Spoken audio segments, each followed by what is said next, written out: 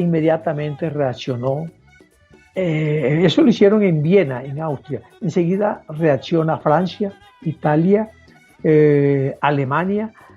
Todos esos países de Europa comenzaron a hacer el instrumento. Cuando ese instrumento ya iba cogiendo fuerza, porque inicialmente fue un instrumento tan sencillito que era como de 5 sonidos, no tenía bajo, ya comenzaron a hacerle después los bajos. Merodeó durante el siglo XIX solamente en Europa. Por allá por los años 1869 comienzan a traer acordeones a nuestro país, no solamente a nuestro país, sino a América. Se patenta en el 1829. Ya en los años 1850 ya estaban llegando los acordeones a Estados Unidos. Después llegan a Argentina, a Colombia, a México, que fueron los países que más acogieron. Que más recibieron, ¿cierto? Claro. Y además que para interrumpirlo más, además que hay que tener en cuenta que fue, o sea, una evolución evidente, más evidente, por ejemplo, en Argentina, con el tango, ¿cierto? Claro, es que en Argentina también llegó con los primeros acordeones que llegaron por aquí. Allá le llamaban verdulera, que era un acordeón pequeñito de 2 hileras, uno de 1 o de 2 hileras. A nosotros también nos fueron llegando esos acordeones. A medida que iba pasando el tiempo, iban apareciendo constructores de acordeones a nivel de Europa, pero los más famosos fueron, por ejemplo, en Italia, en un pueblo que se llama Castelfidardo, Italia, apareció Paolo Soprani, que fue el que ya comenzó a hacer el instrumento de una forma universal, que ya tú podías con ese instrumento comenzar a interpretar música clásica, de los grandes clásicos, porque ya fue un instrumento que hoy en día lo conocemos como cromático, que viene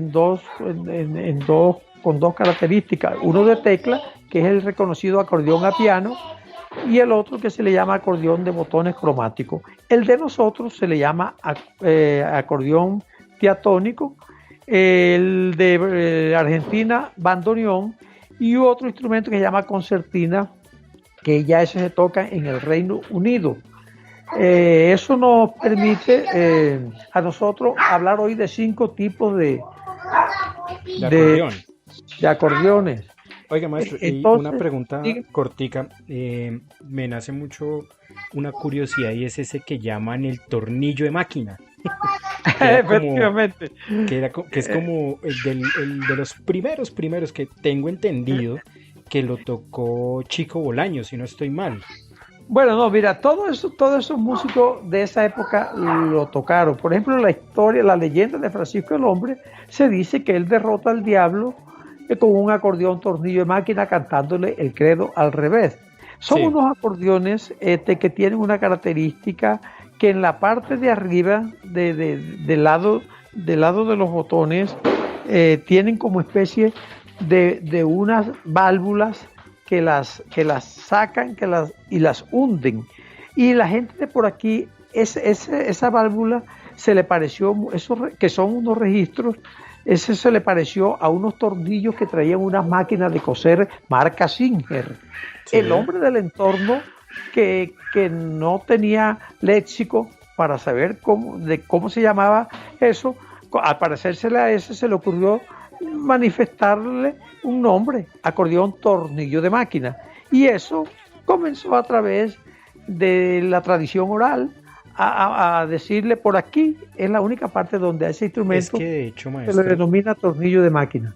De hecho, yo vi hace poco una foto de Alejo Durán en Barranquilla con si no estoy mal, su primera producción, y él tiene un acordeón pequeñito que coloquialmente podría decir uno parece de juguete, y es un tornillo de máquina que es como un poquito más avanzado, si no estoy mal. Claro, sí, porque los tornillos de máquina, yo tengo tornillos de máquina hasta de 4 registros, porque inicialmente llegaron de 1, después de 2 registros. Registros, como te digo, vienen en la parte de arriba para uno hacerlo cambiar de sonido, más no de tonalidad. Si un acordeón de eso venía con la tonalidad de do, lo único que podía hacer el registro ese, que se le llamaba tornillo, era hacerle cambiar el timbre. O sea que si yo quería que sonara voz gruesa, le cambiaba de un lugar a otro, pero seguía el mismo tono. Y si le hundía otro tornillo, para decirlo así, que ya nos están escuchando de esa forma, podría sonar agudo. Y había otro, cuando traía tres, que podía tener un sonido armonizado, que ya se podían escuchar los tres organizados con su estructura interna, ¿no? Entonces, sí, no era cambiar de tono, sino de sonido. De sonido. De sonido. Oiga, como maestro, lo hacen aquí, algunos acordeones de cambio.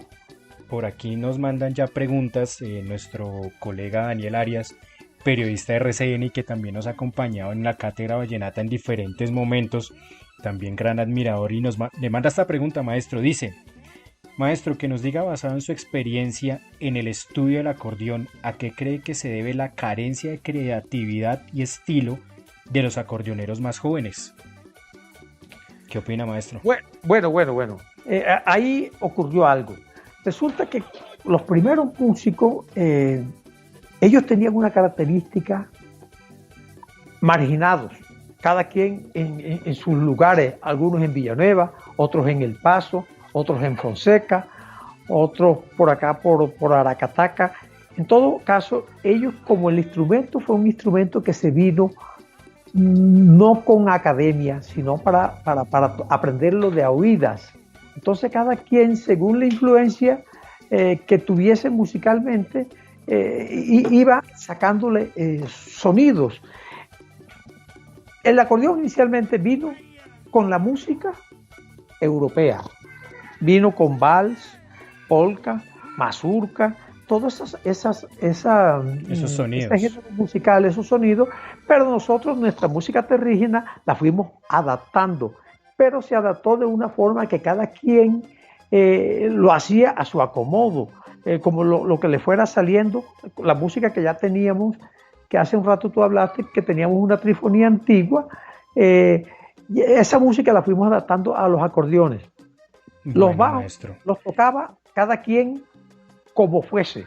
Es que esa es como una de las cosas que hace que se hable de una leyenda, ¿no? Sí, porque... mira, te cuento algo. Déjame terminarte.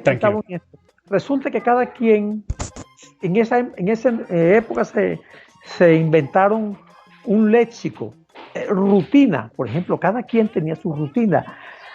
Emiliano Zuleta tocaba muy distinto a como tocaba Alejo Durán.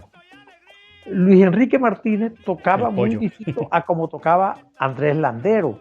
Entonces, mira que cada quien, Moralito, tocaba distinto a como tocaba Náfer Durán. Entonces, nosotros antes conocíamos el toque, el sonido de los músicos, porque cada quien hacía lo que le viene dando. Entonces, la pregunta del amigo periodista, hoy casi no hay esas evoluciones porque llegaron los festivales. Cuando llegan los festivales, entonces comienzan a abrir academias. Y las academias, yo no digo que son malas, porque a los muchachos les enseñaron notas, pero los encasillaron en la cuestión de los cuatro aires, y casi siempre la música vallenata se hace con la música antigua, no con la música moderna. Entonces tienen que tocarlos así. Si no los tocan así, de esa forma, en los festivales, serían perdedores. Claro. Ahí es donde está la situación.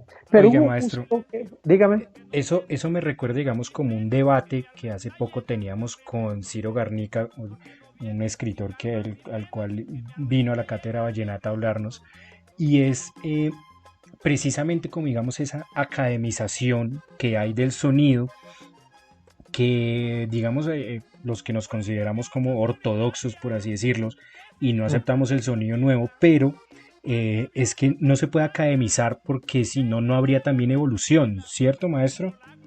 Por supuesto, porque es que si lo encasillamos nomás en los cuatro aires, nos quedaríamos ahí, nos fosilizamos.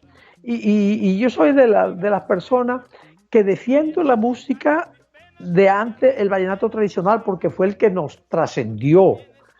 Pero el que abrió esa ventana al mundo. Pero nosotros no le podemos pedir ahora a los muchachos de ahora que hagan los cantos como se hacían antes, porque tú sabes que el vallenato es fiel al momento que está viviendo, a su época, y además lo que refleja literariamente es el tiempo en la que esté viviendo, porque los muchachos de ahora no pueden cantar lo que cantó Chico Bolaño, lo que cantó Alejo Durán, porque los elementos que tienen ahora al compositor lo nutre es la comunidad. Y nosotros hoy en día prácticamente nos hemos convertido globales. Sí, señor. Somos Bueno, seres amigos, globales. recuerden bueno, maestro, ya regresamos. Vamos con una pequeña pausa. Recuerden que estamos en la Cátedra Vallenata hoy con el maestro Alberto Beto Murgas, director del Museo del Acordeón, y escuchábamos de fondo el cóndor legendario de los hermanos Zuleta. Bueno, vamos, ya regresamos. Esto es la Cátedra Vallenata. Aficionados al vallenato, esta es su cátedra. Me dijo ponme un vallenato, se me arregló toda la noche. Alberto, un poquito de agua. Bueno, maestro. Entonces estamos aquí escuchando en voz de Diomedes Díaz, en el acordeón precisamente de Colacho Mendoza, Mi Casa Risueña, una de sus composiciones. Maestro, hablemos un poco entonces de cómo está actualmente el museo que usted abrió, el museo que usted dirige. Bueno, en este momento nosotros, hay un término de moda, ¿no? Que es reinventarse. Sí. A raíz de lo que nos ha ocurrido, como no pueden venir visitantes, no pueden venir turismo, hemos hecho, como lo que estoy haciendo hoy contigo, muchos eventos, ¿no? Muchos eventos virtuales. Los hemos hecho con Deezer, con la Radiodifusora Nacional, con Caracol, con mucho. Hemos hecho hoy, hice como antes de ti, con la embajada alemana, hice hoy que me llamaron de Bogotá, una funcionaria de la embajada que había conocido el museo, y ellos tienen en estos días, los sábados, se reúnen y se les ocurrió hablar del vallenato y de su instrumento. Entonces se pusieron a ver una película, me llamaron, bueno, ahí les complací un momento de lo que estamos hablando contigo. Bueno, nosotros, aparte de eso, hemos hecho también en la parte de la estructura locativa, hemos hecho algún espacio más y bueno, yo tratando de seguir investigando, ¿no? De seguir investigando, porque a nosotros consideramos que nos ha ido muy bien. Esto ha sido un sitio que yo he tenido unas visitas internacionales. ¿Por qué? Porque es el instrumento más popular del mundo. Aquí ha venido el embajador de Francia, que en Francia es productor de acordeones. El embajador de la China estuvo acá porque alguien le comentó que aquí había un museo donde tenía un instrumento del origen de su país. Y bueno, eso fue un día muy emocionante. Hemos tenido el embajador de Corea. El presidente algún día hizo un lugar itinerante, nos invitó el alcalde de Valledupar, compartimos con el presidente actual, él estuvo viendo nuestro museo y estuvimos dialogando. En todo caso, nos llega gente de todas partes. Yo tengo acordeones para comentarte a ti y a los oyentes. Sí, eso le quería preguntar, maestro. Cuéntenos cómo es la estructura Porque física. no tengo solamente acordeones de Alemania. Eso le quería preguntar. Tengo una colección de acordeones de origen ruso, tengo 4, italianos, tengo acordeones de Brasil, Francia, hechos, ¿no? Fabricados allá, Francia, tengo de Ucrania, tengo acordeón de Suiza, de Yugoslavia, Austria. Todos esos países fueron fabricantes de acordeones y yo he tenido como la dicha o la fortuna, no sé, de que han venido algunos turistas internacionales. Eso me ocurrió como con 3 y les gustó tanto lo que yo he venido haciendo que nos hicimos amigos. Algunos me han enviado unos acordeones antiguos de sus países, de lo cual yo vivo muy, muy agradecido. Porque bueno, maestro, pues es que yo digo que pues a las personas que me conocen, yo que estoy adelantando, digamos, este proyecto también involucrado con vallenato, creo que